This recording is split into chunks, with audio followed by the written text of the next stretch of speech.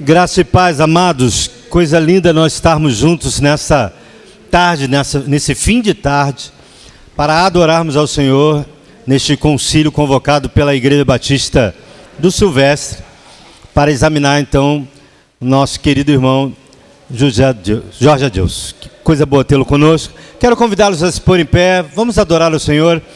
Grande é o Senhor e muito digno de louvor.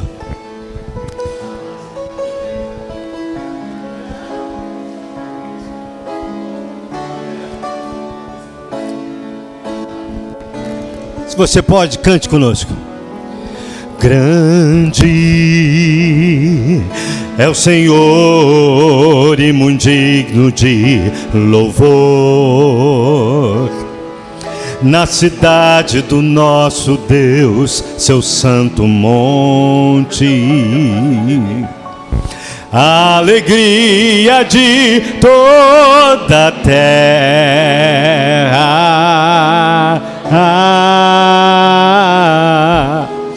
Grande é o Senhor em quem nós temos a vitória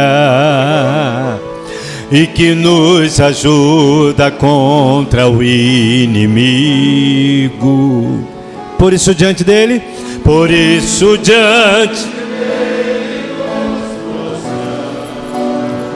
nos prostramos diante de ti, ó Deus. Queremos o teu nome engrandecer, queremos o teu nome engrandecer e agradecer-te por tua obra em nossas vidas. Confiamos em teu infinito amor, pois só tu és o Deus eterno sobre toda a terra e céu. Se você pode, solte a sua voz e cante. Queremos o e agradecer-te por tua obra em nossas vidas. Confiamos em teu infinito amor, pois só tu és sobre toda a terra. Pois só tu és, pois só tu és, pois só tu és, pois só tu és o Deus eterno sobre toda a terra e céu.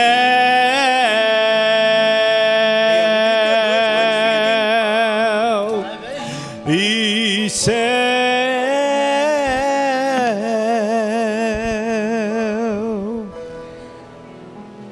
Pastor Zé Luiz, vamos orar a Deus. Senhor, meu Deus e meu Pai, muito obrigado, Deus, porque o Senhor é um Deus grandioso, Deus. É um Deus que nós temos a plena convicção disso, que podemos confiar e que temos a plena liberdade de adorar, Deus.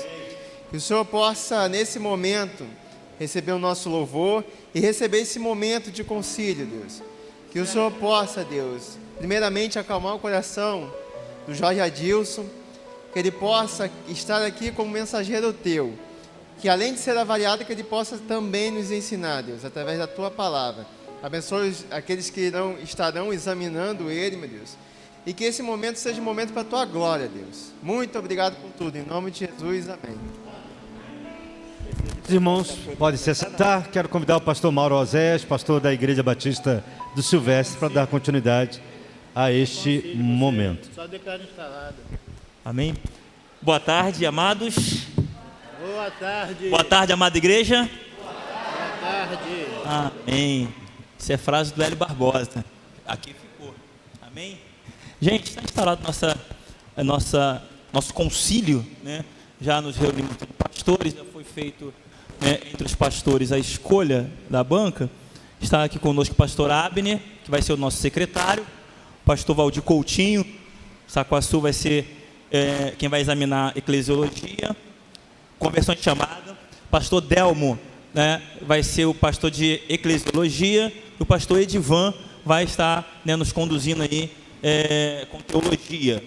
Então, amado, vamos dar início, né, ao nosso concílio. O candidato está aqui, o pastor Jorge, né? Depois vai estar se apresentando melhor. A Paula, depois vamos apresentando a família, Jorge. A Paula ela está organizando lá a cozinha, amada, o lanche. E depois a gente vai estar, né, apresentando melhor a família. Aí ela vai estar também passando para os irmãos que perguntaram sobre aquelas geleias, né, que está ali na mesa. É a arte dela, né? Ela trabalha com isso. Ela tem uma empresa, né? Então, fazendo aqui o merchan comercial. Depois vocês procurem a Paula, tá? Ana Paula. Vocês vão comer geleia de tudo quanto é tipo e com certeza vão querer comprar mais, porque é coisa boa. Então, vamos dar início. Estaremos convidando aqui o pastor Valdir Coutinho, pastor o Jorge Adilson. É maneira de chamar de pastor. Essa semana um pastor mandou uma mensagem para mim, falou até que viria aqui, o pastor Márcio do Correia, da Central do Correio, falou: poxa, Mauro, nós recuamos com o concílio lá, eles recuaram com o concílio, e essa semana passada, perguntando como é que seria o concílio. Batemos um bom papo, porque era a mesma situação, mas lá a igreja preferiu dar uma recuada, não sei por que motivo deu uma recuada. E aí eu falei assim: não, mas porque você botou pastor, ele é pastor, sendo que não faz parte da nossa ordem, da nossa convenção, e de acordo com a nossa denominação, precisa sim passar por concílio e consagração batista, entre os pastores batistas, para que possamos aí validar, tá, a carteira da ordem do candidato. O pastor Newton estava entre nós, ele precisou sair, tá? Ele foi numa organização de uma igreja lá em Guaratiba, ele não pôde estar conosco. Falou que se der amanhã ele passa aqui no culto da consagração para dar um abraço no irmão, tá? Pastor Valdir, acha melhor subir? Aí fica a critério.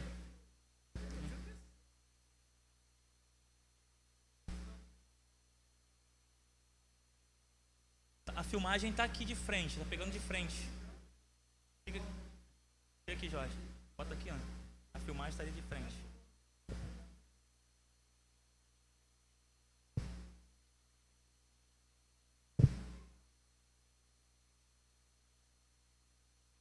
Tem.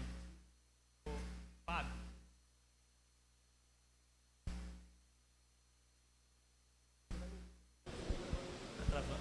Tá ótimo.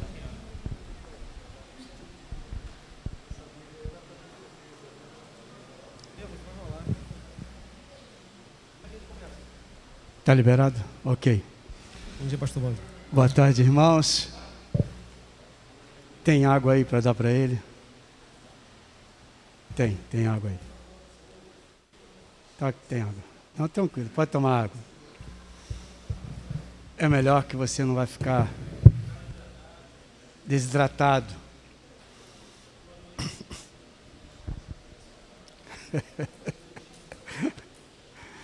Não, obrigado.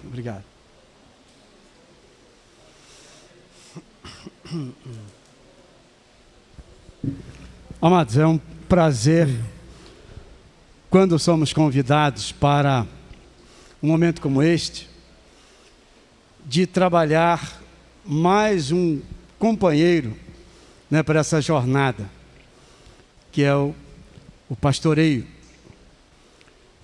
Penso que ao pastor cabe três coisas essenciais.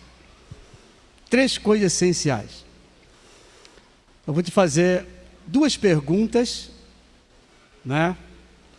E que vai entrar dentro dessas perguntas essa importância que eu estou te falando. Três coisas essenciais para um pastor. Se ele recebeu a chamada do Senhor para a função, se ele tem tranquilidade na teologia que leva ao conhecimento de Deus na sua vida, e se ele entende com tranquilidade do que ele vai trabalhar com a igreja, né, que é o assunto da eclesiologia que vai ser passado para o irmão. Então essas três coisas precisam estar muito claras na mente de um pastor. Às vezes se fala assim, mas pergunta de conversão e chamada soa meio estranho, né? Num concílio. Por isso, porque tem essas implicações. Se o pastor não tiver consciente desse compromisso, será muito difícil ele desenvolver com eficiência esse ministério, que não é profissão, né? Ministério não é profissão, é uma chamada de Deus. Então eu queria que o irmão passasse para nós, todos que aqui estamos, a convicção que você tem de conversão. Como é que você testemunha a sua conversão? Que momento foi esse? Bem, antes de mais nada, eu quero agradecer aos irmãos que estão aqui essa tarde, né? Para esse momento. Para mim é uma alegria, né? Um privilégio estar participando aqui. Obrigado, pastor Valdir, por estar aqui fazendo a pergunta sobre conversão para mim. Bom, a minha experiência, ela aconteceu, foi no ano de 93, quando eu tive a oportunidade de conhecer uma família da Segunda Igreja Batista de Vieira Fazenda, na comunidade do Jacarezinho. Essa família são parentes da esposa do meu pai, né? Aí você pergunta, a esposa do seu pai? Sim, meu pai, ele separou da minha mãe quando eu tinha 10 anos de idade e vive hoje num novo casamento. E com isso eu tive a oportunidade de conhecer alguns irmãos, o irmão Joaquim, a irmã Vera, que foram pessoas que marcaram a minha vida, que Deus usou para transmitir o evangelho para mim. E não só eles, mas também uma irmã que foi uma pessoa que de fato o Senhor usou para falar comigo, foi a irmã Júlia Evangelista. De fato o nome dele era esse. Geralmente quando eu falo para os irmãos aqui, eu falo a respeito disso, né? De que toda vez que você vai ligar para o telefone dela, ainda hoje, se você liga, ela vai falar: Jesus te ama. Eu tive a oportunidade de conhecer essa irmã porque eu namorei a filha dela antes de me tornar cristão. Depois não continuou o namoro, obviamente, porque eu não era cristão e ela era. E depois de 5 anos, uma coisa interessante aconteceu, que eu tive a oportunidade de retornar ao convívio com aquela família que eu conheci lá da Segunda Igreja Batista de Vieira Fazenda, e também com a Júlia. Mas a minha intenção de retornar para a casa da Júlia foi tentar para namorar com a filha dela novamente. Mas eu não era crente. E o que é interessante nisso é que ali a semente foi plantada, e 5 anos depois eu retorno e ouço novamente do Evangelho de Jesus. Desculpa, porque sempre que eu lembro, eu me emociono. Eu já falei para os irmãos aqui já algumas vezes, eu sempre quando lembro do dia que eu me rendi a Jesus, eu acho que a mesma coisa acontece com os irmãos também, que viveram essa experiência, sabe que é marcante, não é? Então eu retorno para a comunidade do Jacarezinho, visito novamente a Segunda Igreja Batista de Vieira Fazenda, numa intenção do coração, né, do homem, e ali eu tive uma experiência, um encontro com Jesus.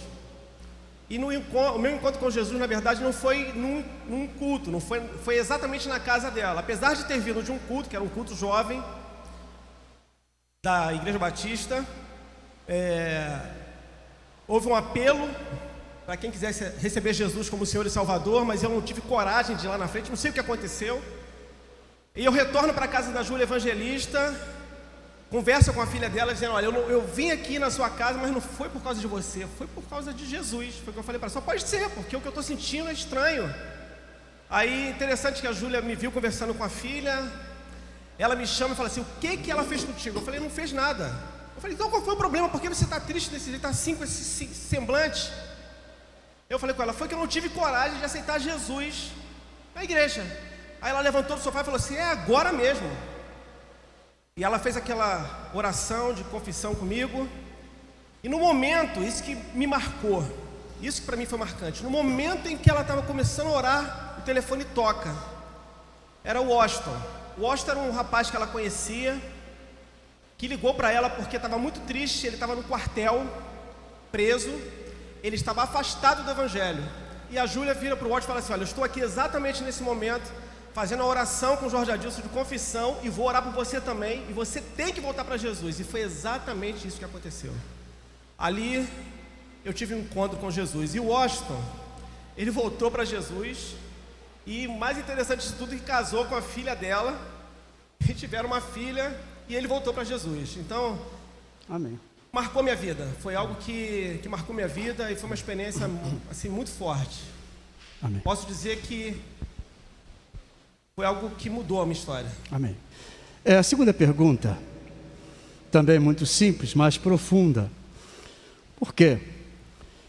Para ser pastor de ovelhas de Jesus, precisa ser convertido, por isso é pela ordem. Mas infelizmente, isso pode acontecer, de a pessoa se habilitar a isso e passar pela comunhão com os homens e não ter uma experiência profunda com Jesus. E aí a necessidade de uma declaração, de um testemunho pessoal, não é? Para que haja essa responsabilidade.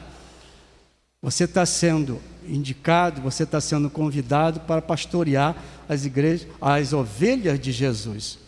Então é necessário que tenha um compromisso pessoal com o dono, que é o Senhor. E como é que você pode dizer isso para a gente? Que você tem convicção da tua chamada ao ministério pastoral.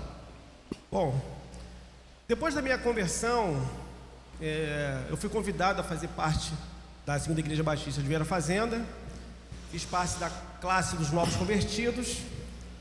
Mas havia um problema de deslocamento, porque eu morava em Vicente Carvalho e a igreja era na comunidade do Jacarezinho.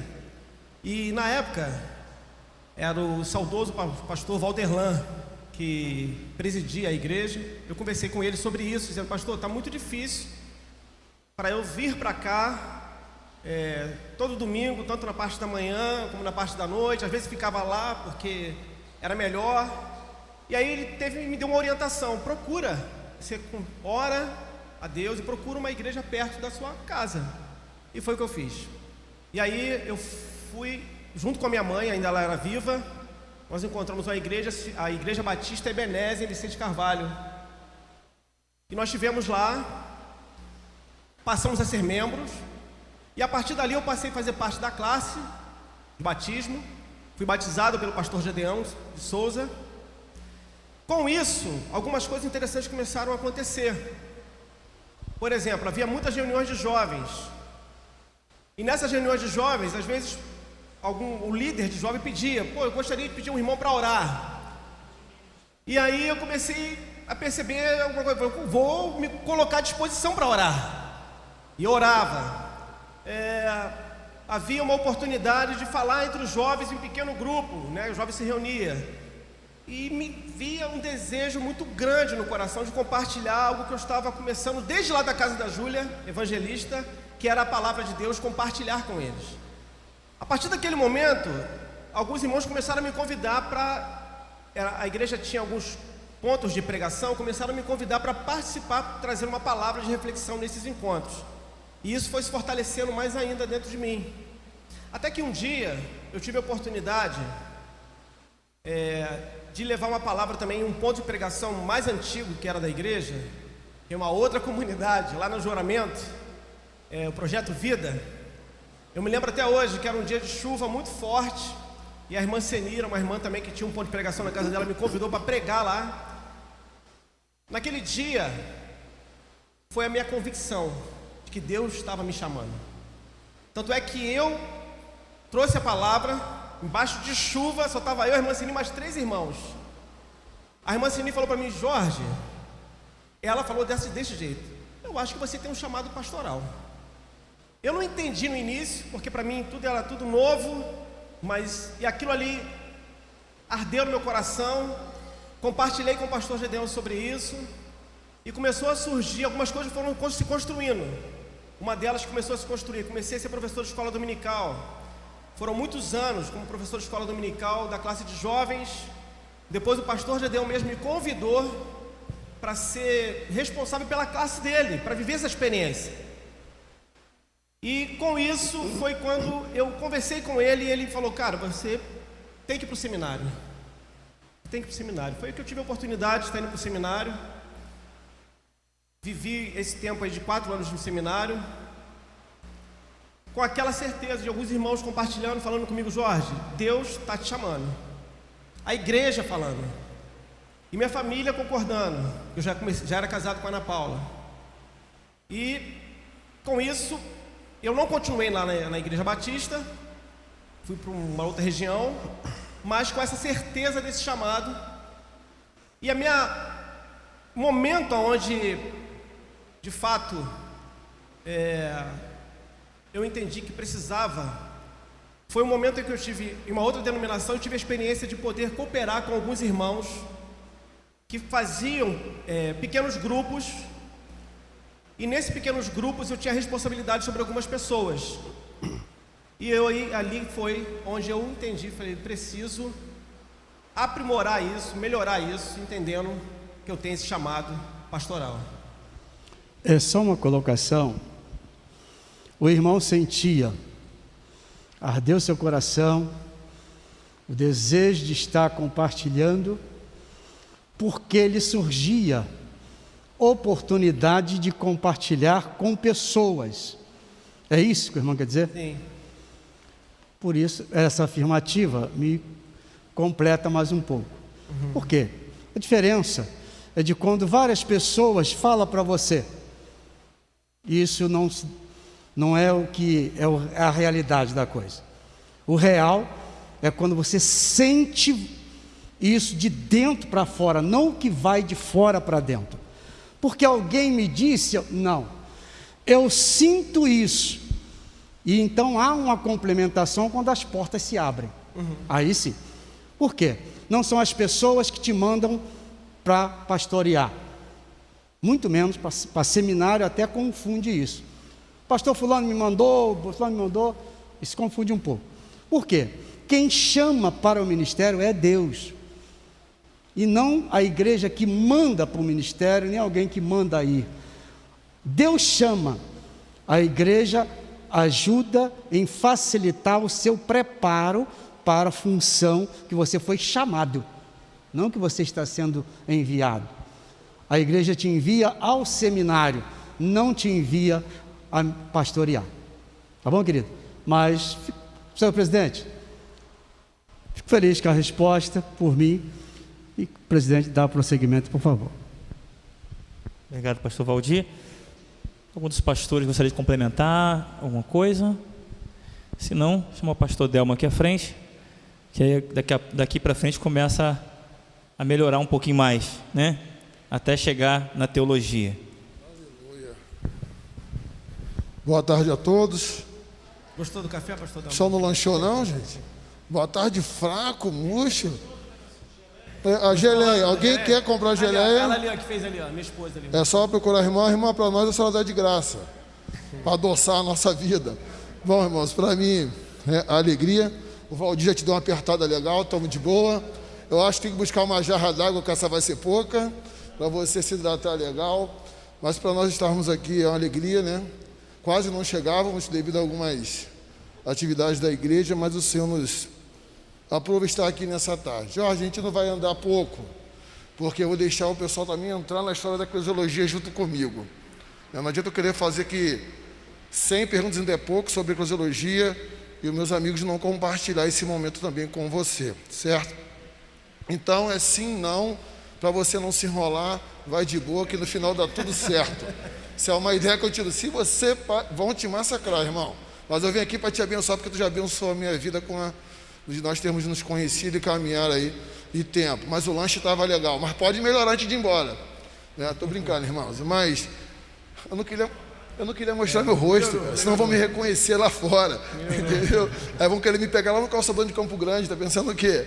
Mas vamos lá, meu amigo, nós vamos falar sobre eclesiologia, certo? Correto. O que é eclesiologia? Eclesiologia é o estudo, a doutrina da igreja, que estuda a igreja. Isso, que estuda a igreja, a doutrina da igreja. Beleza, então se você entende que ela estuda ou que ela é uma ferramenta, o que é a igreja para você? A igreja é uma comunidade de fé, onde tem um grupo de irmãos que professam na mesma fé, que se renderam a Jesus, que foram redimidos e lavados pelo sangue de Jesus. Beleza, essa ideia tu já construiu quando você antes de se batizar na igreja batista, certo? Porque isso a gente aprende lá na classe, não é verdade? Exatamente. De novos convertidos, para quem é antigo aqui, classe catecumes, os mais antigos. Beleza, então. Se você entende que a igreja é um grupo, um conjunto de pessoas que reúne, salva e remida, batizadas pelo sangue de Jesus, e depois que você entende isso, você como sente a vontade de participar mais próximo. Então, quantas são as ordenanças e quais são elas? E se puder falar um pouco de cada uma, fica à vontade. Ok. Bom, as ordenanças, correto?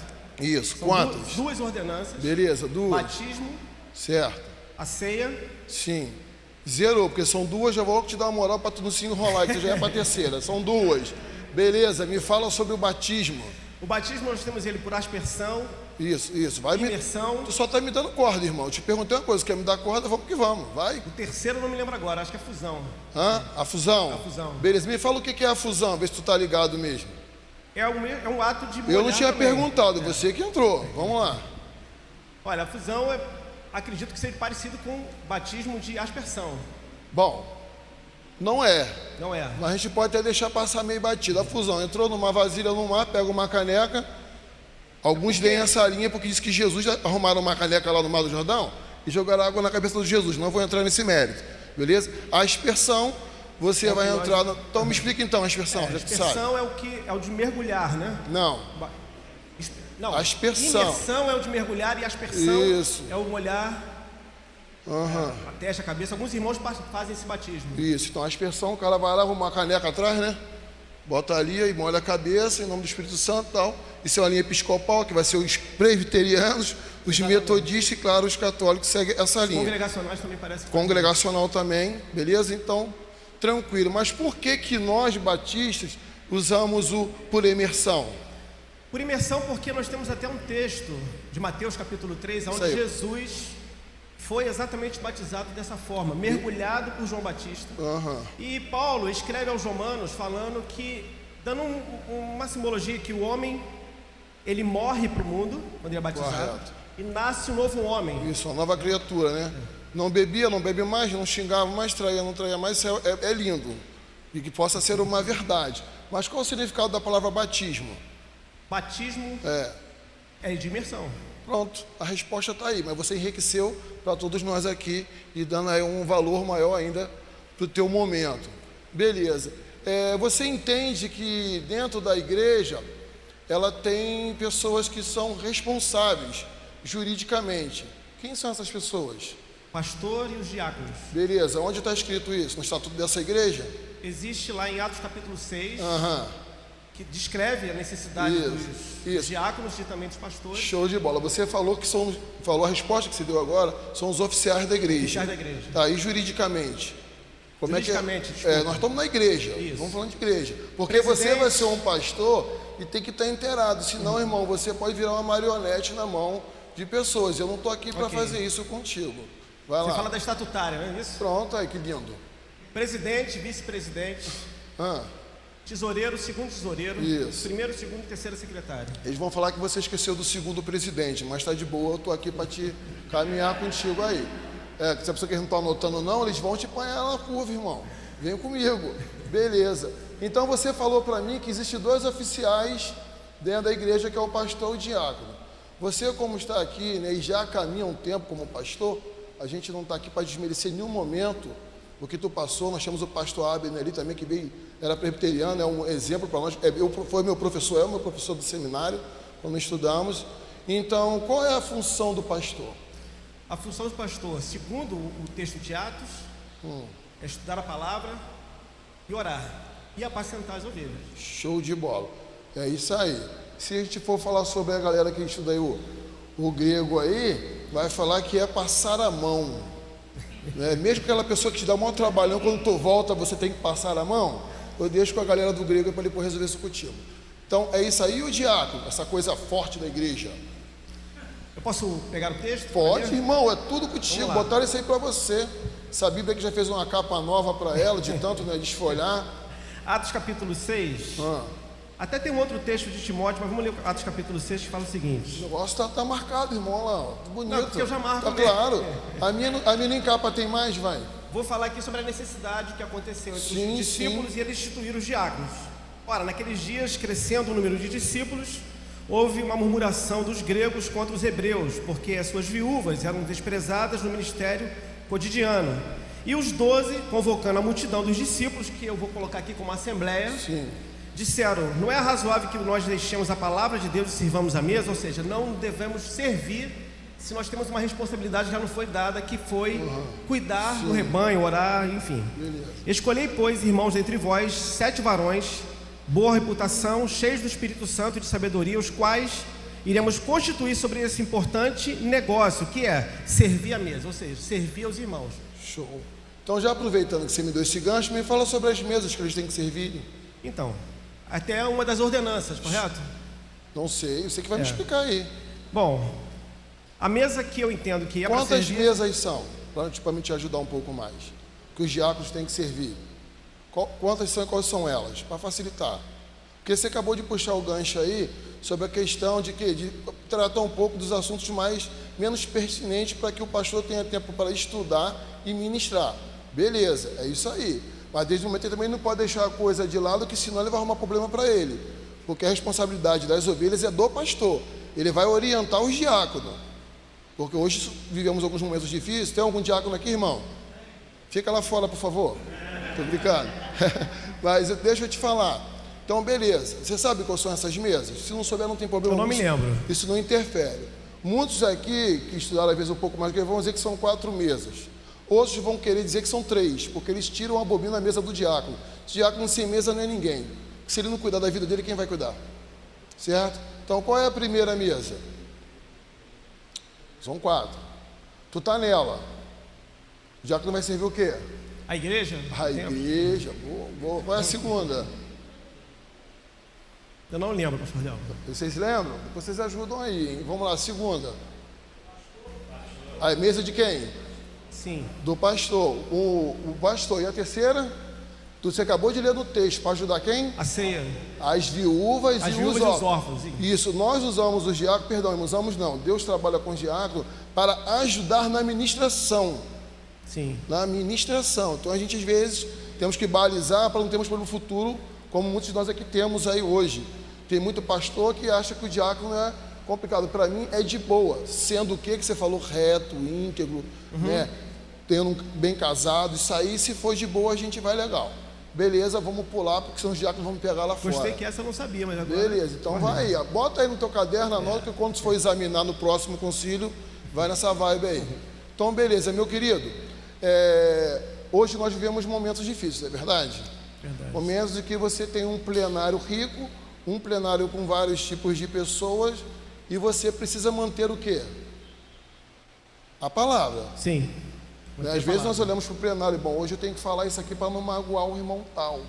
Ou eu tenho que decidir alguém, não vou. Então a palavra faz o que conosco? Ela nos transforma.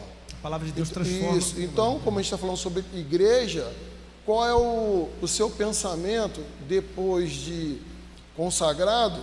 Eu não vou poder vir almoçar na sua consagração amanhã. Vai, então show de bola. Qual a ideia depois de você consagrado? Como você pretende ou pensa caminhar com o pastor presidente da igreja que você estiver? Bom, a princípio eu continuo cooperando com o ministério do pastor Mauro aqui, auxiliando ele no ministério. Entendo que eu preciso servir a igreja com a palavra e a oração, atendendo aos necessitados, ajudando aos necessitados. De boa, respira, que você beber água, fica tranquilo, que um dia eu estive do teu lado, eu sei o que é esse momento aí. Beleza, mas você diz em ajudar, mas esse ajudar a gente entendeu que tem uma mesa que são os diáconos. É claro, a gente está no ministério colegiado, não tem diácono, então cada pastor vai seguir uma direção aí, né, nessa questão. Mas eu quero te fazer uma pergunta, que já vou estar terminando e passar para os, não são meus colegas, são meus amigos, né? Para se quiserem fazer algo mais sobre eclesiologia com você. O que você entende do dízimo? O dízimo, há uma discussão grande aí hoje por isso, né? Mas eu acho que, primeiro, na minha opinião, é um ato de amor, né? É um ato de gratidão ao Senhor, né? A gente aprende isso no livro de Malaquias, né? Ali Sim. ele ensina para a gente, né, como a gente tem que discorrer, dar continuidade a essa gratidão ao Senhor que é entregando a Ele, dando a Ele da 10ª parte. Show de bola. Mas se a gente for, você como pastor, você deve ser dizimista? Com certeza, isso. Beleza. Você quando tiver como você vai daqui a pouco estar como um pastor dessa igreja, agora literalmente como um pastor batista, você entende que a igreja, ela tem que ir na linha de ajudar o pastor em termos de ajuda, seja ela qualquer tipo financeiramente? Eu não lembro exatamente onde está agora, mas Paulo ele dá uma orientação sobre isso. Acho que está no livro de Gálatas, ele fala sobre a questão daquele que lhe auxilia na palavra, lhe instrui, deve ser ajudado digno do também seu dessa salário, forma. né? Isso, digno do seu salário. Eu estou te falando isso porque nós passamos um momento que tem pessoas que não entendem. E assim, só para os irmãos entenderem que a igreja não paga pastor. Quem sustenta pastor é o dono da igreja. E às vezes a gente faz uma questão. Então o dízimo, só para a gente poder dar uma melhorada, o dízimo não é meu, não é seu, ele já tem um dono. Certo? Então não é uma coisa de amor, sim, mas uma coisa de forma de obediência. Malaquias, como você destacou ali, ele orienta, mas ele dá uma palavra linda. Olha só, se você for uma pessoa fiel, que devolve, pode me chamar, porque as janelas dos céus vão ser abertas para a tua vida. Aí eu te pergunto, uma pessoa que não é dizimista, por que ela quer que a janela se abra? Não tem porquê, né? Então, e como nós podemos trabalhar em termos de doutrinar, como você mesmo diz, as ovelhas do Senhor? Como é que a gente parte desse pressuposto aí? A gente tem a forma de formativa, né, que é instruir, que é conduzir. Eu lembro muito do texto de Mateus capítulo 18, verso 15, quando fala da questão daquele irmão que está andando desordenado. Você deve corrigir esse irmão. Caso ele não aceite, beleza. E aí é cirúrgico. Tá, mas vamos lá, são quantos tipos nessa linha aí? São quantos tipos para você entender? São 3, certo? De 3 formas. Você falou 2, falta uma. Formativa, o pastor, não? Isso, o pastor ele vai usar o púlpito, a lição para termo de informar, direcionar, certo? Formativa, isso. Aí corretiva, vai vir a corretiva, cirúrgica. que ele pode chamar o irmão, bater um papo pessoalmente. Viu que aquilo ali não deu direção, não deu certo, aí vem para a cirúrgica, que todo mundo de nós gostamos de fazer. Tentamos, de toda forma, agregar e trazer. Aí você entende, aquela pessoa ali, ela sofreu a cirúrgica. Ela sofreu. Qual é o tratamento com ela? Depois que ela sofre essa doutrina, através de uma assembleia, não. Nós temos que... Hoje não falamos mais excluir. Não é, a gente falava antigamente como é que era mesmo, irmãos? Não, desligar. Hoje usamos desligar. Antigamente era excluir. Essa palavra saiu até para evitar a parte jurídica. Então hoje nós desligamos. Como é que você faz com essa pessoa? Se ela passou na assembleia, foi desligada. Mas ela era do ministério de louvor, ela aquela que te ajudava na visitação, aquela pessoa, como diz o pessoal da roça, trabalhadora. Vai lá. Eu vou ler o texto de Mateus 18. Não, você fica à vontade, a casa é sua. Paulo começa no verso 15 falando da questão da formativa, ele fala da cirúrgica, perdão, formativa, corretiva e cirúrgica. Ele no finalzinho ele fala assim, olha, se ele não escutar a igreja, o verso 17, se também não escutar a igreja, considera como gentio e publicano. Sim. E aí ele reforça no verso 18, falando, tudo que ligares na terra será ligado na terra, será ligado no céu, tudo que desligares na terra será desligado no céu. Sim. Então considera como alguém que não é mais membro da igreja. Beleza, mas você vai aprender com o tempo, claro que o Mauro disse que você tem 10 ou 15 anos, mas eu não sei se você já foi pastor-presidente de uma igreja, né, de onde você vê que não vai ser bem assim. Esse texto está te dando um respaldo para aquela pessoa realmente rebelde, que não era nem ovelha, irmão, era um bode, um cabrito melhorado. Né, mas tu vai aprender com o tempo que aquela correção não é para tirar a pessoa, é para você cuidar dela para ela melhorar. Posso citar outro texto? Pode, a casa é sua. Olha, então vamos lá. Gálatas capítulo 6. Vamos lá. Paulo, então acho que melhora um pouco, olha. Gálatas capítulo 6, verso 1 fala assim: seu irmão, se algum homem chegar a ser surpreendido em alguma ofensa, vós que sois espirituais encaminham o tal com o espírito de mansidão, olhando para ti mesmo, para que não sejas também tentado. Ou seja, a oportunidade ela tem que ser dada. É isso que o irmão está falando. Então a gente tem o que? Como futuro pastor, falo batista, né? Fica até batendo na mesma tecla sempre, no prolixo, é que cada caso é um caso, certo? E eu acho muito interessante, conversando ontem, que nós temos a facilidade muito rápida de apontar. E Jesus falou: olha, quem não tem pecado, tira a primeira pedra. Então, você vai viver momentos, quando eu falo para minha esposa, tem aqui os meus amigos, que só nós entendemos. O coração de pastor é uma coisa muito diferente de qualquer outro coração. A nossa ideia é nunca perder, se eu posso dizer que vai se perder. Então, que você possa aí buscar sempre direção, sabedoria, para que nós fomos chamados para ajuntar, para espalhar, até dentro da igreja às vezes tem, né? Então que você possa sempre buscar, né, aconselhamento, direção vinda do Senhor, porque cada caso é um caso. E como o próprio pastor Valdir falou, não foi a irmã da igreja que te chamou, foi Jesus. Então não é os irmãos que vão te orientar, vai ser Jesus. Então que você possa pegar esse gancho. Eu podia falar com você aqui mais 2 horas sobre eclesiologia. Amém. Mas eu tenho meus amigos que eu quero compartilhar também com eles. E eu falei: olha, eu vou falar um pouco e se vocês acharem que precisa, acompanha. Meu presidente, me deu satisfeito a minha parte.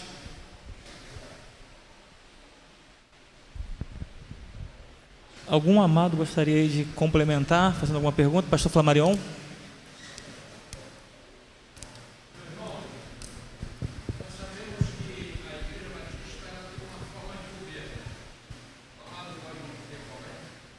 O governo é congregacional democrático. Pastor Edivan?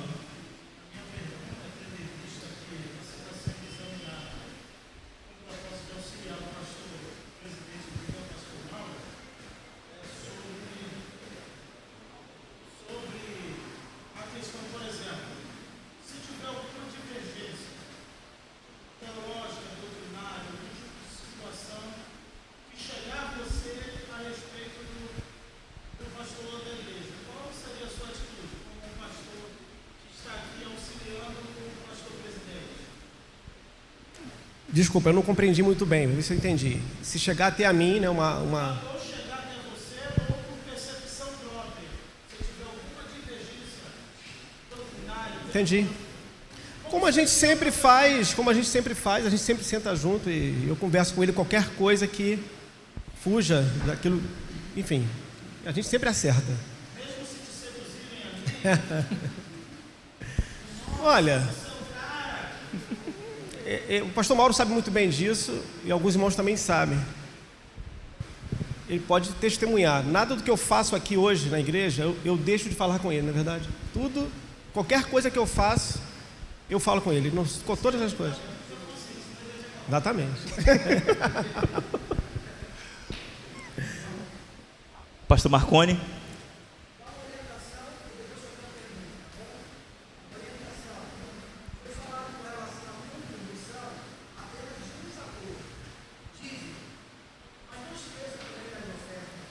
Sim.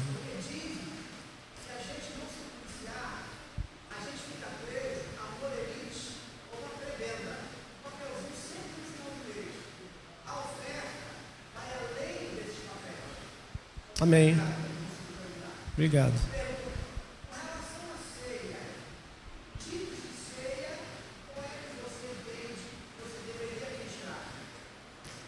Bom, nós temos a ceia ultra livre, a ceia livre, a ceia restrita e a ceia ultra restrita.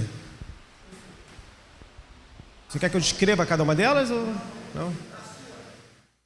A princípio, da igreja onde eu congrego, que é aqui na Igreja Batista do Silvestre, que nós fazemos a livre. Quer que explique essa livre, amado?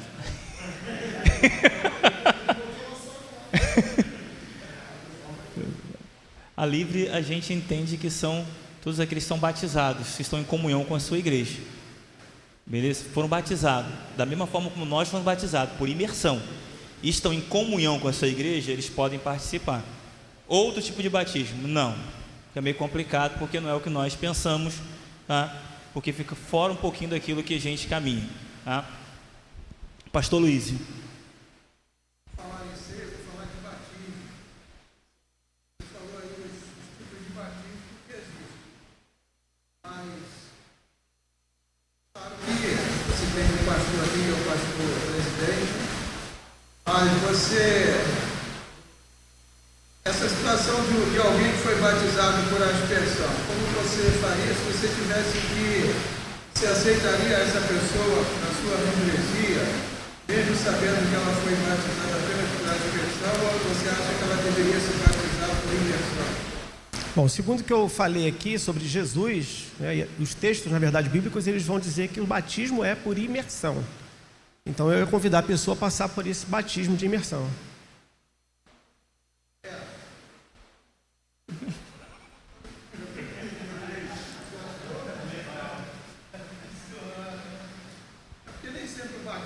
Por exemplo, batizado em nome de Jesus não significa necessariamente que foi um batismo por imersão. No texto do Novo Testamento, sejam batizados em nome de Jesus. Mas isso é Mas, na nossa prática batista, algumas igrejas hoje batistas aceitam as pessoas livremente sem a necessidade de um batismo, mesmo não tendo sido batizada por imersão. Estou perguntando Eu agradeço até. eu queria saber como é que você, numa situação dessa, como você, independente da orientação da igreja, não é para te colocar no fogo, mas independente disso, como é que seria, como é que você lidaria com uma situação dessa, se de repente uma situação dessa começa a aparecer esses amigos? Isso. Amém, irmãos? Mas, pastor Felipe.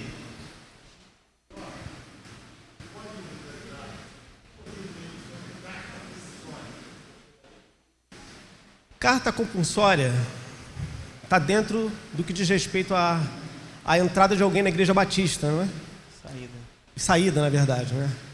Eu falei porque eu lembrei da entrada e também da saída, das duas coisas.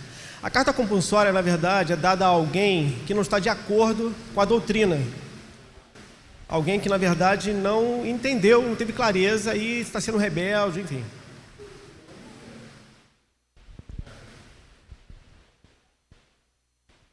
Mais algum pastor gostaria de fazer mais alguma pergunta? Propõe, então, podemos fechar? A proposta é apoio. Vamos partir, então, pastor Edivan, para a teologia. Enquanto o pastor Edivan vem tomando força, mano, para dar respaldo aqui à pergunta do pastor Luiz, hoje, dentro da nossa denominação, nosso estatuto, ele tem algumas formas de entrada, tá? Entre elas, batismo.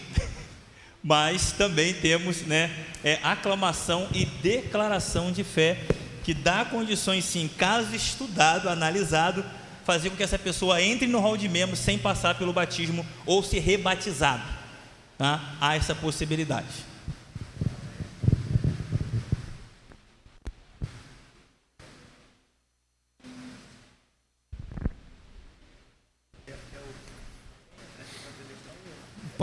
Posso ir embora? Não? Boa tarde a todos, a graça e a paz do Senhor Jesus, amém? O apóstolo Paulo orientou a Timóteo em 1 Timóteo 2,15: procura apresentar-te a Deus como obreiro aprovado, do que não tem do que se envergonhar e que maneja bem a palavra da verdade. Essa área de teologia não é mais importante do que nenhuma outras que foram tratadas, mas é a espinha dorsal do ministério. Alguns pastores, ou depois de pastores, eles criam uma certa aversão à teologia, mas ela é que conduz o ministério, porque como ele pensa teologicamente, é como ele vai conduzir a eclesiologia da igreja. E um dos pré-requisitos e qualificações do ministro é esse aqui que Paulo orientou a Tito. Eu vou ler para você, para todos, e tenho certeza que você sabe disso. Foi por isso que eu te deixei em Creta, para que pudesse colocar em boas ordem o que faltava, e que em cada cidade estabelecesse presbíteros, como já te ordenei. Alguém que seja irrepreensível, marido de uma só mulher, que tenha filhos crentes, não sejam acusados de libertinagem, nem desobedientes. Pois, como responsável pela obra de Deus, é necessário que o bispo seja irrepreensível, não arrogante, não inclinado a brigas, nem ao vinho, não violento, nem dominado pela ganância, mas hospitaleiro, amigo do bem, sóbrio, justo, piedoso, equilibrado. Olha o 9 comigo. Que se mantenha firme na palavra fiel, conforme a doutrina, para que seja capaz tanto de exortar na sã doutrina, quanto de convencer os seus opositores, porque há muitos insubordinados, meros faladores, enganadores, principalmente os da circuncisão. É preciso fazê-los calar, pois motivado pela ganância, transtornam casas inteiras, ensinando o que não convém. Ensinando o que não convém. Então, vamos agora às perguntas. De teologia, relaxe. Até aqui te ajudou o Senhor. E siga as orientações do Delmo, que se você não tivesse firme hoje, você está firme, que Delmo te metralhou aí, você está vivo. Vamos lá, o que é teologia? Teologia é estudo, na verdade, algo que nos leva a conhecer um pouco de Deus, né? Porque o que eu penso é que Deus, ele é um ser incompreensível, porém é cognoscível, é um ser que se permite ser conhecido. Teologia estuda Deus. O que é teologia sistemática? A teologia sistemática, ela estuda alguns temas específicos, como, por exemplo, ela estuda sobre Deus, Jesus Cristo, ela procura entender um pouco sobre a Bíblia. Tá ótimo. Teologia bíblica. Teologia bíblica é o estudo da Escritura,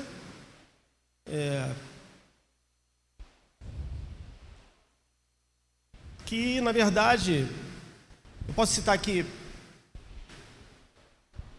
deixa eu lembrar do texto agora que me fugiu a memória, o texto de Paulo que fala sobre isso. Bom, é estudo das Escrituras Sagradas, né? Teologia pastoral. A teologia pastoral fala sobre aconselhamento, sobre como cuidar das ovelhas, cuidar do rebanho. Teologia contemporânea. Teologia contemporânea. Não me lembro. A teologia contemporânea tem a ver com os novos ensinamentos, novas doutrinas que vêm surgindo hoje. Né? Tipo, a Bíblia precisa ser atualizada.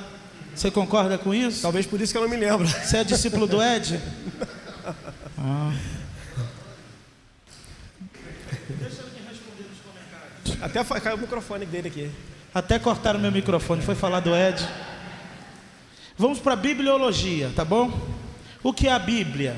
A Bíblia é a palavra de Deus. A Bíblia é viva, segundo Hebreus 4:12. Ela traz os ensinamentos de Jesus, os ensinamentos daquilo que a igreja precisa. O que são livros apócrifos? São livros que não estão na nossa Bíblia.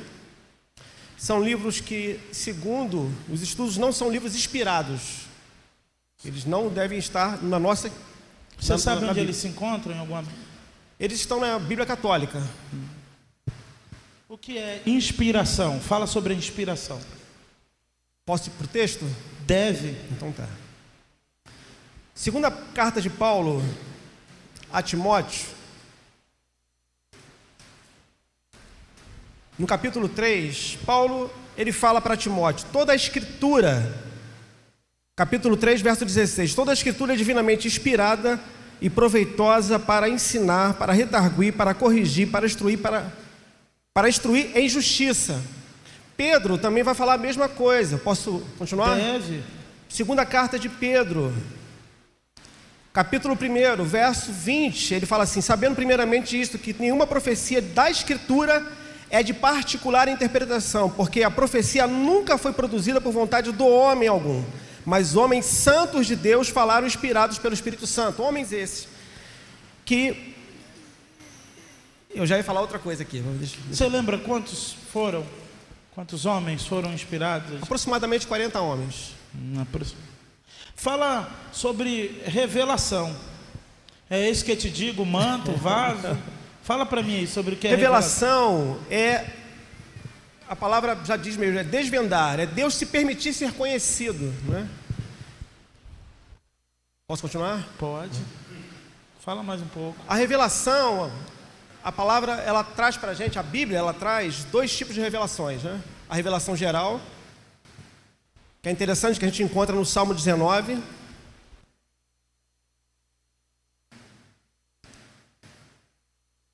Salmo 19 vai falar sobre isso. Os céus manifestam a glória de Deus e o firmamento anuncia as obras das suas mãos, através da natureza. Romanos capítulo 1, o apóstolo Paulo também vai descrever de forma formidável, quando ele fala exatamente a mesma coisa aqui, sobre a questão da criação. E a revelação especial, acho que nós sabemos, em Hebreus 1 vai falar sobre que durante um tempo os profetas falavam, mas esse tempo hoje presente é falado sobre Jesus. Tanto é que o Evangelho de João, no capítulo 1, vai falar que o princípio era o Verbo estava com Deus, o Verbo era Deus, e o Verbo se manifestou. Isso é revelação especial. E a iluminação? Fala sobre iluminação. Iluminação, eu gosto de usar um texto que é um Salmo 34, verso 5, fala assim: olharam para ele e foram iluminados, e seus rostos não foram confundidos. A iluminação, na verdade, ela na verdade nos permite conhecer as Escrituras, né? Jesus, ele falou aos discípulos, aí já é um outro momento, mas eu acho que tem a ver, quando ele fala do Espírito Santo, que ele falou para os discípulos o seguinte: olha, o Espírito Santo ele vai fazer vocês lembrarem de todas as coisas. Ele vai revelar a verdade, vai trazer clareza sobre a verdade para vocês.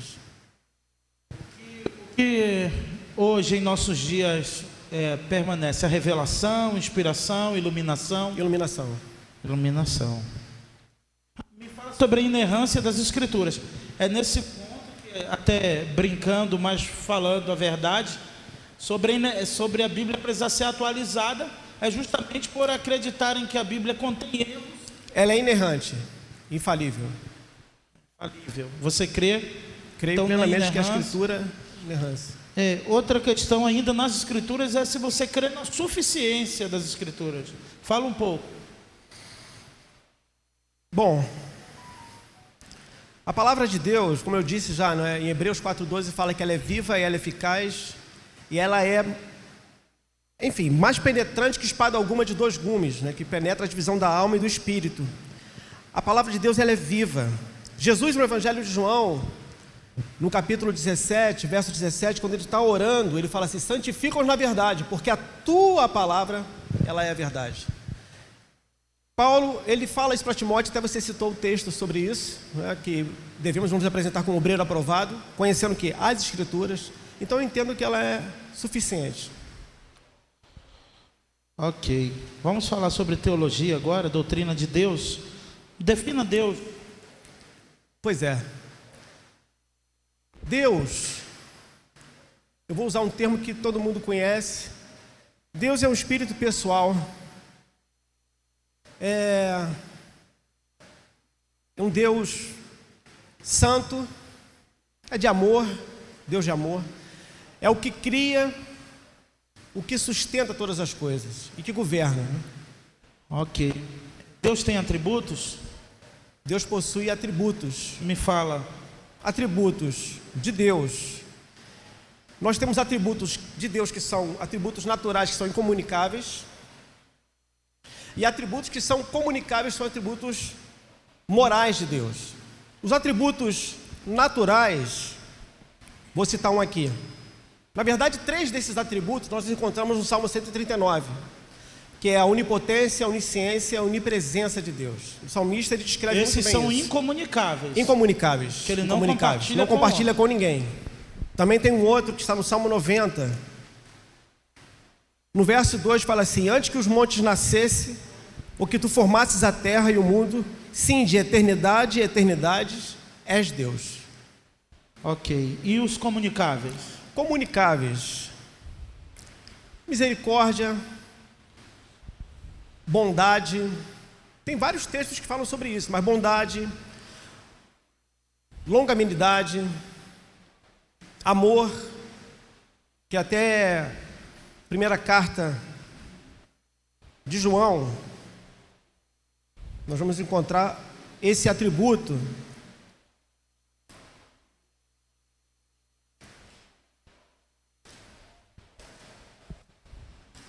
Primeira carta de Paulo a João, no capítulo 4,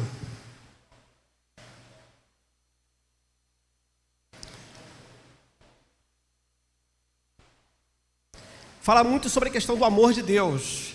A partir do verso 7 fala assim: amados, amemo-nos uns aos outros, porque o amor é de Deus, e qualquer que ama é nascido de Deus e conhece a Deus.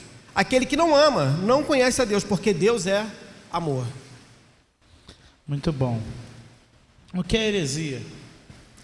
Heresia é tudo aquilo que foge da doutrina, da palavra de Deus, tudo que não vai de encontro àqueles ensinamentos da Escritura. Mas a origem dela é onde? Onde surge? De onde tiram as heresias? Ou criam as heresias a partir de onde? Acredito que quando isolam textos que não devem ser isolados, né? Porque, segundo uma frase muito conhecida, texto sem contexto é pretexto para heresia. Me fala sobre também isso que eu vou te perguntar. Não tem esse nome na Bíblia, mas eu gostaria que você citasse referências que provam, né? Primeiro, se você crê na Trindade. Creio na Trindade. Você poderia me provar com textos bíblicos a Trindade? Sim. No livro de Gênesis, quando Deus cria todas as coisas, no capítulo 1, a Bíblia é grande, ele demora... Não, sem pressa, pode caminhar. Gênesis capítulo 1. Isso é bom.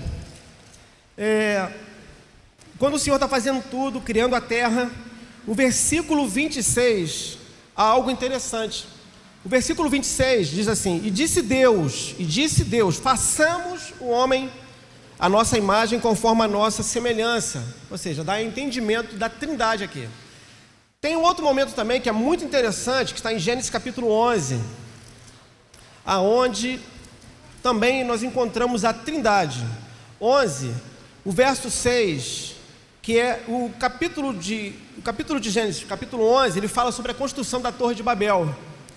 E dentro desse contexto, dentro desse texto, há um momento que o Senhor vai falar, e ele diz aqui no verso 6, E disse o Senhor, eis que o povo é um, e todos de uma mesma língua. Isto é, que começam a fazer e agora não haverá restrição para tudo que eles intentarem a fazer. Ou seja, Deus está dizendo o seguinte: se eles continuarem, eles vão fazer o que eles querem. E aí no verso 7 diz assim: Eia, desçamos a Trindade e confundamos a Trindade de novo, ali a sua língua, para que não entendam um a língua do outro. Ok. Vamos para a Cristologia, doutrina de Cristo. Me fala sobre uma prova da humanidade de Cristo, que você lembra. Eu posso falar da prova e também posso falar da divindade. Evangelho de João, posso falar? Desculpa, Pode, é que eu deve. fiquei empolgado. Evangelho de João. Tá cheio, o vaso tá cheio. Evangelho de João, capítulo 11. Nós vamos encontrar exatamente prova da humanidade de Jesus e da sua divindade. O texto do Evangelho de João é um texto conhecido, capítulo 11, aonde é a experiência que aquelas pessoas vivem com a ressurreição de Lázaro. Jesus, ele vai de encontro às irmãs de Lázaro. E tem um momento, como você me perguntou sobre a humanidade, aonde Jesus olha a circunstância, a situação, é um versículo curto, 11:35, que diz que Jesus chorou.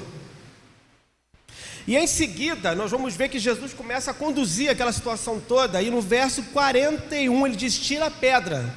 E da partir daí, ele manifesta a sua divindade, que Lázaro ressuscita.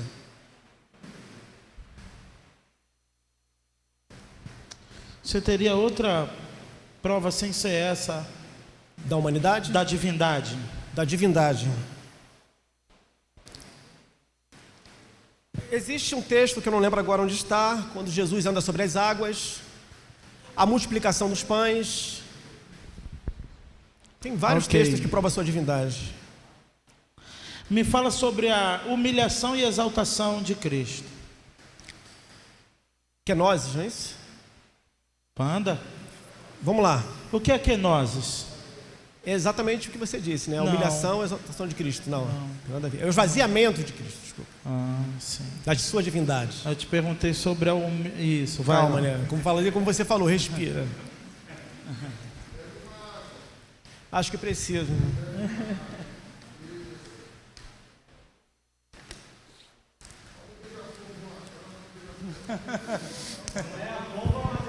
É uma andorinha.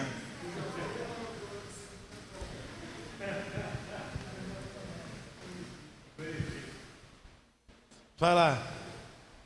O texto que nos traz esse assunto está em Filipenses, no capítulo 2.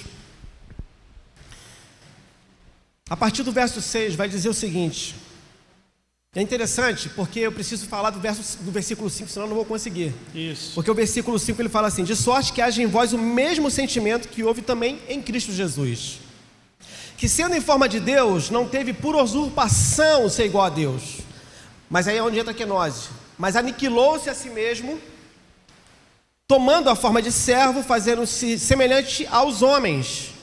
Achando na forma de homem, humilhou-se a si mesmo, sendo obediente até a morte e morte de cruz. Pelo que também Deus o exaltou soberanamente e lhe deu um nome sobre todo nome, para que o nome de Jesus se dobre todo o joelho dos que estão nos céus, dos que estão na terra e debaixo da terra, e toda língua confesse que Jesus Cristo é o Senhor, para a glória de Deus Pai. Amém. Me fala sobre os ofícios de Cristo. Os ofícios de Cristo. Jesus possui o ofício de rei, sacerdote e profeta. Como rei, eu posso citar um texto também, que está em Timóteo.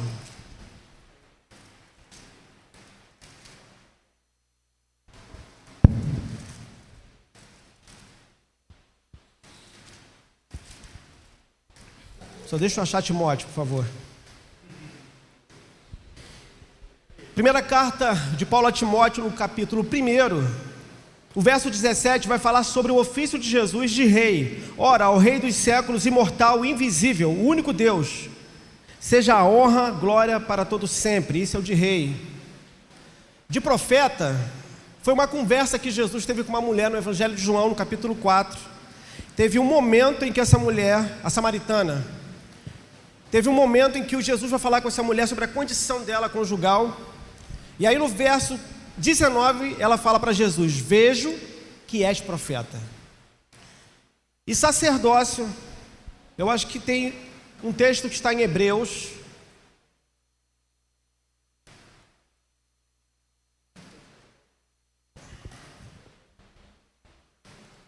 capítulo 4, verso 14, que diz que visto que temos, acredito que é esse também, um grande sumo sacerdote, Jesus, Filho de Deus, que penetrou nos céus, retenhamos firmemente a nossa confissão. Ok. Vamos para doutrina do Espírito Santo. Me fala sobre quem é o Espírito Santo. Doutrina do Espírito Santo, pneumatologia, doutrina do Espírito Santo. O Espírito Santo é a terceira pessoa da Trindade. Ele é Deus.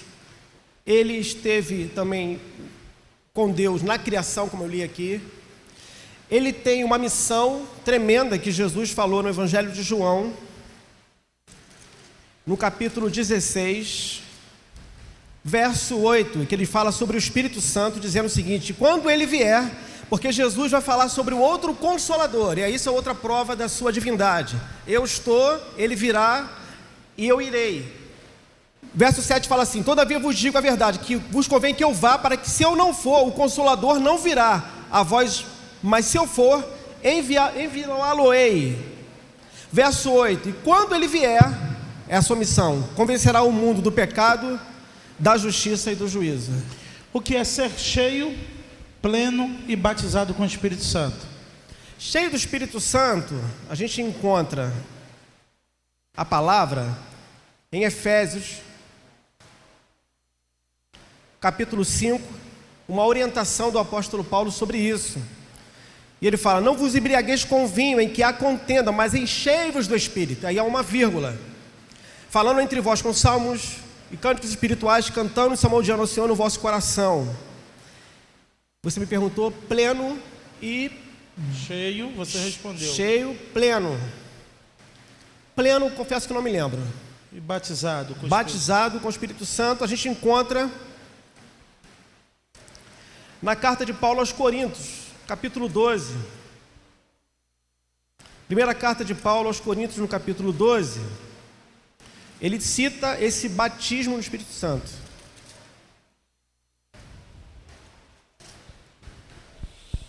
Quando ele vai falar sobre o corpo, porque a partir do momento em que somos inseridos no corpo, somos batizados no Espírito Santo. Capítulo 12, verso 12, ele fala assim: porque assim como o corpo é um e tem muitos membros, e todos os membros sendo muitos são um só corpo, assim é Cristo também. Pois todos nós fomos batizados em um Espírito, formando um corpo, quer judeus, quer gregos, quer servos, quer livres, todos bebendo do mesmo Espírito. Então você concorda de que não tem possibilidade de a pessoa ter Jesus e ainda não ser batizado com o Espírito Santo? Concordo. Perdão, eu concordo que ela, a partir do momento que ela confessa Jesus como Senhor e Salvador da sua vida, ela recebe o Espírito e ela é batizada. Porque o Espírito Santo é uma pessoa, um Espírito pessoal de Deus. Ok. As obras do Espírito Santo, você também já citou aí, antecipou aí já alguma resposta. Eu não vou gastar tempo, tendo em vista que eu percebi que você entende bem sobre a doutrina. Agora essa daqui, a doutrina dos anjos. A Bíblia diz que os anjos do Senhor acampam ao redor do que os temem e os livra. Aos seus anjos dar ordem ao teu respeito. Você acredita em anjo da guarda? Não acredito. Eu acredito no que está escrito em Hebreus. Hebreus capítulo 1, verso 14 vai dizer: não são porventura todos eles espíritos ministradores que enviados para servir a favor daqueles que hão de herdar a salvação? Acredito nisso. Quando foram criados os anjos? Vamos acelerar um pouco. Os anjos foram criados na eternidade, com Deus. Ok. Quem é o anjo do Senhor na Bíblia? Existe uma fala, você até me ajuda e me corrige, por favor. Teofania. Isso. A manifestação de Deus, de Jesus, no Velho Testamento. Então, quando apareceu o anjo do Senhor, é uma menção teofânica. Teofânica, de Jesus. Tá. Quem criou Satanás? Satanás, ele foi criado, antes de se tornar Satanás, ele era um anjo. Ele se rebelou e com ele outros anjos também. Então não foi sozinho? Não foi sozinho. Entendi. O diabo pode ser perdoado? Não pode ser perdoado. Os anjos foram criados na imagem e semelhança de Deus? Não. Ok. Vamos à doutrina do homem. Vamos falar sobre o homem um pouco, né? Quando Deus criou o homem, ele era sem pecado? Quando ele criou o homem era sem pecado, porque ele cria o homem à sua imagem, à sua semelhança, sopra nele o espírito de vida e ele se torna alma vivente. Sem pecado? Sem pecado. Tá. Qual é o estado atual do homem? O homem que eu digo é a humanidade.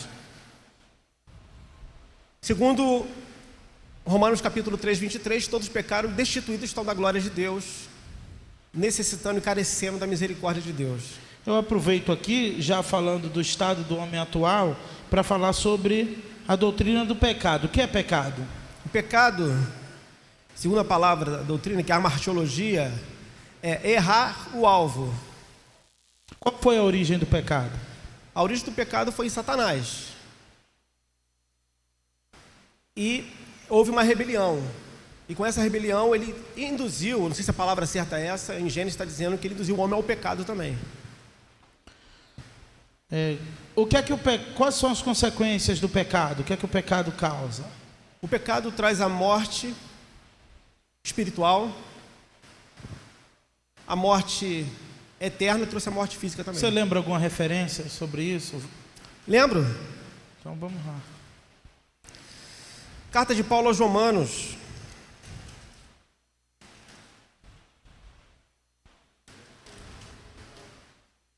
Carta de Paulo aos Romanos, deixa eu ver se é o capítulo 6, agora não me fugiu a memória. Sim. Deixa eu ver aqui.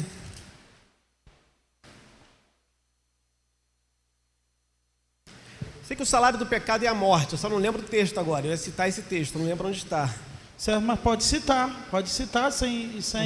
É que eu gosto Você não precisa lembrar exatamente a referência, mas o salário do pecado é a morte. Então me fala sobre a morte espiritual. A morte espiritual é uma morte que, deixa eu encontrar as palavras aqui, respirar, como disseram que fazer, né? Como o mesmo disse, o homem morto espiritualmente, ele é destituído da glória de Deus. Ele fica afastado da presença de Deus. Qual é o destino do homem sem Cristo? O destino do homem sem Cristo, que não deveria, mas acaba sendo, é o mesmo destino de Satanás, que é para ir para o inferno, o lugar reservado para Satanás e seus anjos. A santificação é um ato ou um processo? A santificação é um processo. A partir do momento que eu tenho Jesus como Senhor e Salvador da minha vida, segundo Colossenses capítulo 1, verso 13, diz que Ele nos transporta do império das trevas para o reino do Filho e do seu amor. E eu passo a ser santo a partir daí. E aí há uma orientação de Pedro, na primeira carta de Pedro, não lembro o capítulo, mas ele vai dizer exatamente o que o Senhor falou no Velho Testamento: sede santos porque eu sou santo. E Paulo, escrevendo aos Tessalonicenses, fala sobre exatamente a mesma coisa, sobre prosseguir em santificação. E chega o momento da glorificação, enfim, do homem. Só 93 para acabar. Salvação. O que é salvação? A salvação, eu estudo a soteriologia, né? É aquilo que Jesus, conversando com Nicodemos, no Evangelho de João capítulo 3, que o homem precisa nascer de novo. Salvação se perde? Segundo o que Jesus falou no Evangelho de João, no capítulo 6, verso 37, a salvação não se perde. E segundo você, crê? Não crê que a salvação se perde. Amém. Não é pegadinha não, é justamente para ficar bem. Senão não citaria o texto, né? Isso. A salvação está destinada a quem? A salvação é destinada a todo aquele que crê em Jesus como Senhor e Salvador. Segundo Jesus falou, o Senhor Jesus falou na carta, no Evangelho de João capítulo 3, verso 16, que Ele enviou o Seu Filho para todo aquele que nele crê, para não perecer e ter vida eterna. Em Romanos capítulo 10, verso 9, vai falar que todo aquele que confessa Jesus como Senhor e crê que Deus o ressuscitou dos mortos, esse será salvo. Ok, então ele será salvo. Quem tem promessa de Deus morre ou não? Claro que morre. A música diz que não morre. Hebreus traz isso claramente, Hebreus 11. Diz o que em Hebreus 11? Vamos lá, deixa eu ler aqui. Já estão me boicotando aqui no som. Hebreus capítulo 11 vai descrever os heróis da fé, homens de Deus. Eu vou discorrer um pouco aqui o texto, tá? Eu gosto. Hebreus começa dizendo assim: ora, a fé é o firme fundamento das coisas que se esperam e a prova das coisas que não se veem, porque por ela os antigos alcançaram testemunho, alcançaram a promessa. Pela fé entendemos que os mundos, pela palavra de Deus, foram criados, de maneira que aquilo que se vê não foi feito do que é aparente. Pela fé, Abel ofereceu a Deus maior sacrifício do que Caim, pelo qual alcançou testemunho do que era justo, dando o seu testemunho dos seus dons, e por ele, depois de morto, ainda fala, mesmo tendo a promessa, mesmo tendo a graça de Deus sobre ele, a bondade de Deus sobre ele, ele foi morto. Pela fé, Enoque foi trasladado para não ver a morte, mas foi achado porque Deus o trasladara, visto como antes da sua transladação alcançou testemunho de agradar a Deus. Aí depois ele cita o texto que sem fé é impossível agradar a Deus, enfim, ele continua, Noé. Pela fé, Noé, divinamente avisado das coisas que ainda não se viam, temeu e para a salvação da sua família preparou a arca, pela qual condenou o mundo e foi feito herdeiro da justiça segundo a fé. Morreu também.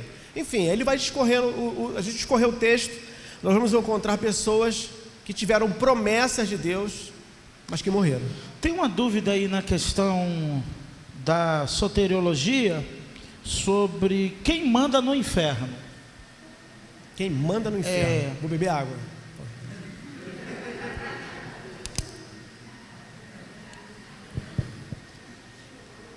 No inferno, ninguém manda no inferno. Ele foi preparado, ainda não está sendo utilizado. Quem governa, segundo o texto que eu vou falar, ele tem a ver com a gente, tá? Mas a palavra, eu acho que pode nos levar a outros textos. Salmo 24 vai dizer que do Senhor é a terra e a sua plenitude, o mundo e todos que nele habitam. Quem criou foi o Senhor que criou. Então ele preparou pertence ao Senhor. Em Apocalipse 20, 10, dá para você achar? Com certeza, ele aí, por favor? Obrigado. Apocalipse 20, verso 10. E o diabo que os enganava foi lançado num lago de fogo e enxofre, onde está a besta e o falso profeta. De dia e de noite serão atormentados para todos sempre. Quem é o atormentador do inferno? Olha para o texto. O diabo foi lançado no lago do fogo e enxofre. Se ele foi lançado, ele foi jogado, lançado por alguém. Não, o atormentador do inferno é quem o criou.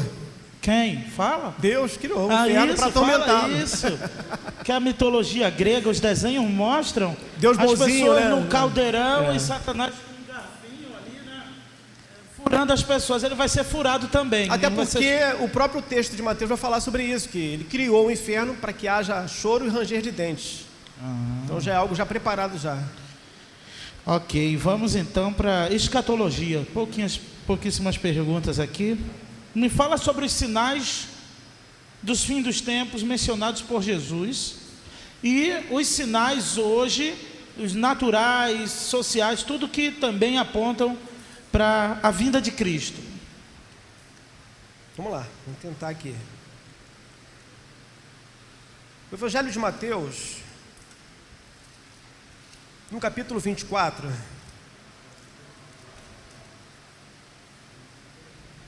Jesus fala um pouco sobre esses sinais.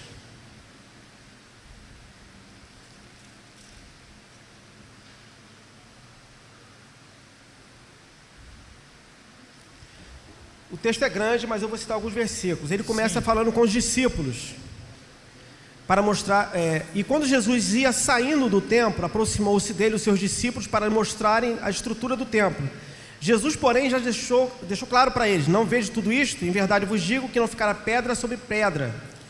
E aí ele se assentou e começou a falar com os discípulos, dizendo que viriam falsos profetas. Verso 5, porque muitos virão no meu nome, dizendo eu sou o Cristo, enganarão a muitos. Verso 6, ouvirá guerra, rumores de guerra. E ele fala assim: não vos assusteis, porque isso é só o início, porque não é chegado o fim ainda. Porquanto se levantará nação contra nação, reino contra reino, e haverá fome, peste, terremotos em vários lugares. Mas todas essas coisas são os princípios das dores. E ele vai discorrendo. Verso 11, surgirão muitos falsos profetas, que hoje, na atualidade, no nosso tempo, já existem também os falsos profetas. O verso 12 fala exatamente de algo que está acontecendo hoje. E por se multiplicar a iniquidade, o amor de muitos se esfriará. A gente vê isso hoje também. Mas aquele, aí está falando conosco, que perseverar até o fim, esse será salvo. E quando esse evangelho do reino, verso 14, será pregado em todo o mundo, e testemunho Deixa eu ler com ele com calma. Peraí. Este é o evangelho Já do foi reino. suficiente, tá? Já foi suficiente.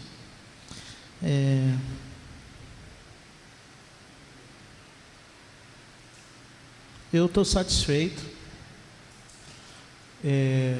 Você realmente maneja bem a palavra da verdade. E estou satisfeito e passo a palavra ao presidente.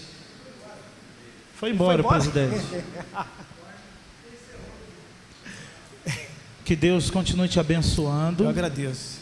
E louvo a Deus pela sua firmeza bíblica e doutrinária. Que Deus te abençoe. Amém, obrigado.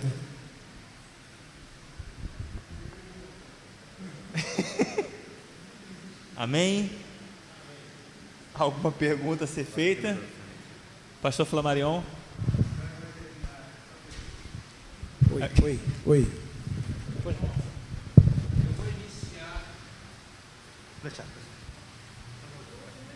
Eu vou iniciar o texto, quero que o irmão complete e me diga onde está. Ok? Deus é Espírito. Deus é Espírito, importa que os adoradores o adorem em Espírito e em verdade. Está no Evangelho de João, capítulo 4, verso 24. Ok, obrigado. Delmo. Proposta? Não, encerramento dessa matéria. Apoia? Amém. Queridos, de praxe, tá? A gente dá uma pausa, reúne os... Precisa não? Há acordo entre os pastores? Algum pastor gostaria de comentar alguma coisa? Apoio. Apoio? Amém. Então, amados, né, queremos agradecer aos irmãos. Antes só de concluir, uma coisa que eu não fiz no início, eu preciso fazer agora no final, tá? Eu gostaria que os pastores, por favor, se colocassem em pé e falassem o nome da igreja. Me perdoe que eu não fiz isso no início, tá? É rapidinho. Pode começar, Carol?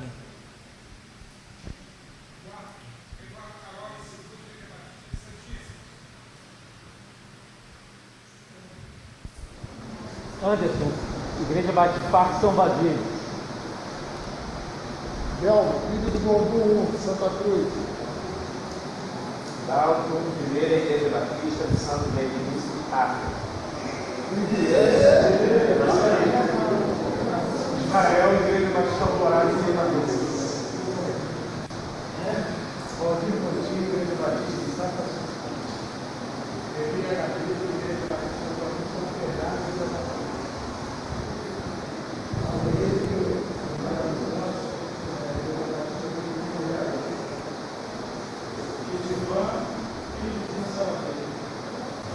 Pastor Wagner.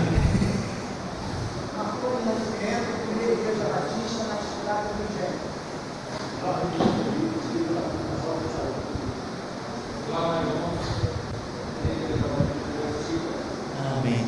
Temos um seminarista também, é isso? Vai.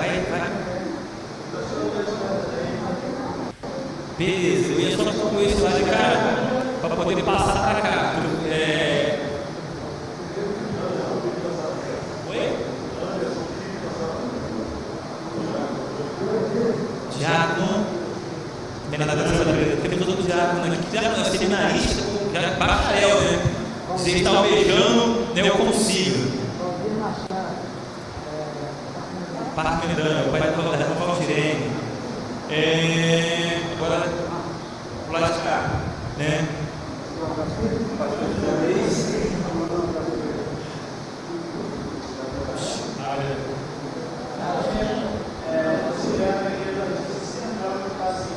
Amém. Mas lá atrás nós temos um casal de irmãos, eu falo o nome, são os amigos Leandro e Cristiane. São da igreja? Muito obrigado, tá, querido, pela sua presença. Deus abençoe a vida de vocês. Antes de apresentar a nossa família, como apresentou no início, mas eu falei que a Paula estava fazendo apresentei.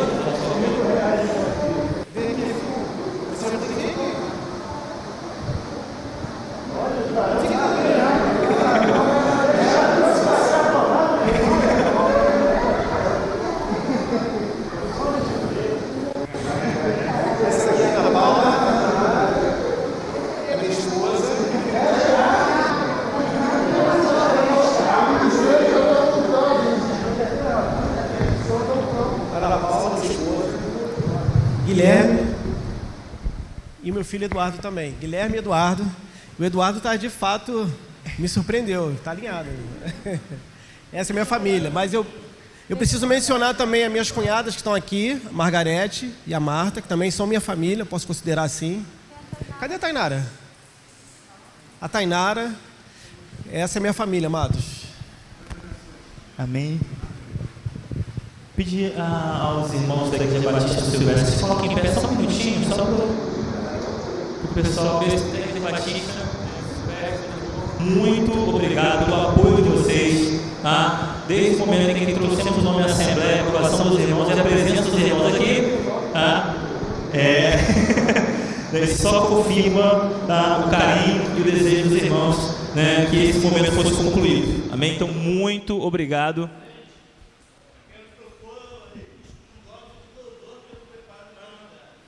Amém. Tá?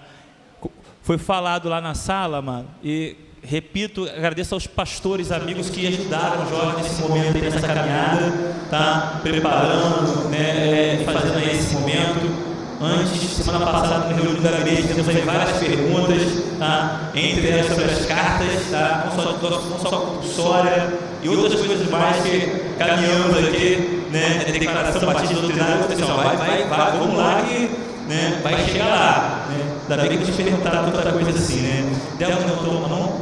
Sim, mas só uma direção, porque amanhã já é um culto de consagração. Muitos de nós não podemos estar aqui.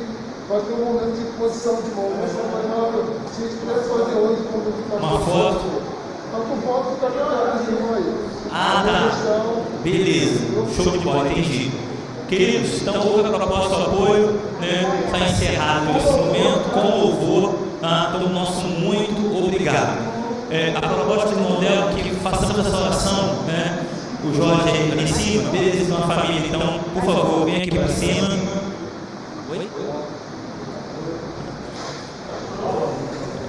Amanhã, com certeza, vocês estarão pregando em suas igrejas, não podemos estar aqui.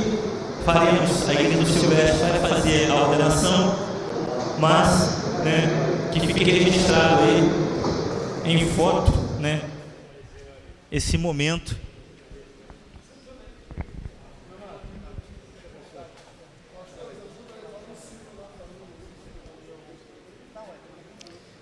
Vou tirar aqui, peraí. Olha para lá, puxa para lá. Puxa para cá, para lá para trás. Levanta aí, isso.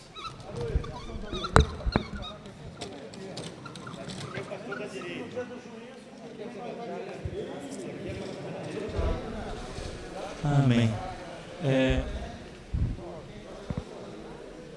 Isso. Pedir aos irmãos que coloquem em pé. Só quero deixar claro que não é a oração de consagração ao ministério. É uma oração pelo candidato e pela família do candidato. Porque a oração de consagração ao ministério será feita perante a igreja depois da decisão da Assembleia amanhã em consagrar. Aí será feita uma oração específica que é a de consagração.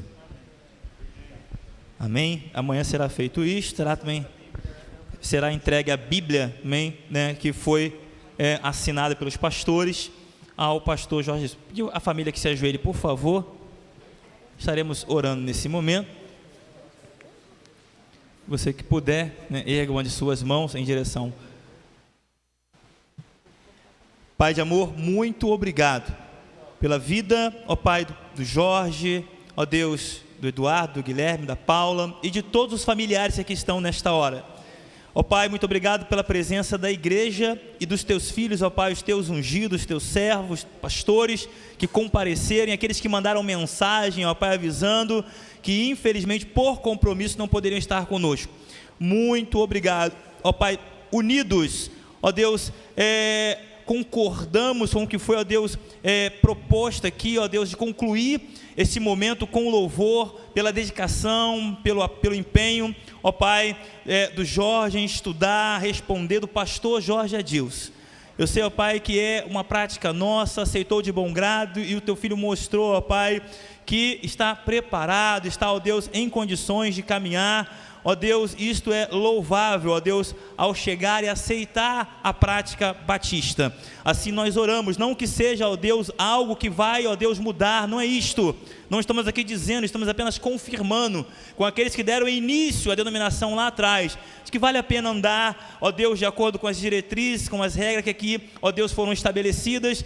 Ó Deus, nós louvamos e exaltamos o Teu nome, por permitir a nós a dar continuidade a tudo isto, mas sempre orientado pelo Teu Espírito Santo. Abençoe o Teu Filho, abençoe a igreja, abençoe a cada um de nós, leva-nos em paz, ó Deus, que a Tua graça recaia sobre a família, que eles possam andar, ó Deus, de mãos dadas, ó Deus, como tem andado até o dia de hoje, para que este ministério seja um ministério, ó Deus, longo, ó Deus, abençoado como assim já é. Assim eu oro em nome de Jesus, amém e amém. Queridos, que Deus os abençoe. Meus amigos, muito obrigado. Os irmãos ainda tem lá um pouquinho de pão lá, um pouquinho de geleia, e que Deus abençoe. Amanhã, no culto da manhã, estaremos concluindo todo esse momento, tá, mas que Deus a todos abençoe. Ela pode fazer um trilho, não, tá? Só amanhã.